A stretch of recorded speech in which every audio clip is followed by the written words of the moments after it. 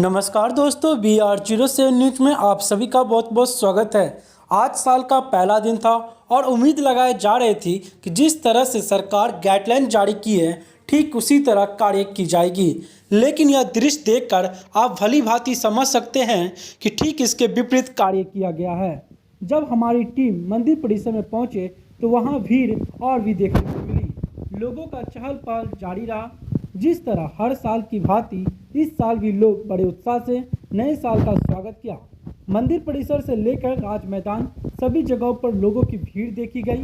जैसा कि आप स्क्रीन पर देख सकते हैं, लोगों ने काफ़ी एंजॉय किया और नए साल का स्वागत किया।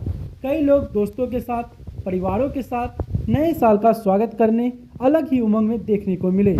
लेकिन इसी के साथ पुलिस भी पूरी सख्ती के साथ लोगों को भीड़ लगने से बचा रही थी और भीड़ में कुछ भी गलत ना हो इसकी भी रक्षा कर रही थी। तो दोस्तों, हमें उम्मीद है आपने 2022 का स्वागत बड़ी ही धूमधाम से किया होगा। लेकिन 2022 में भी हमें कोरोना जैसी बड़ी बीमारी से लड़ना है, ये बिल्कुल मत भूलें।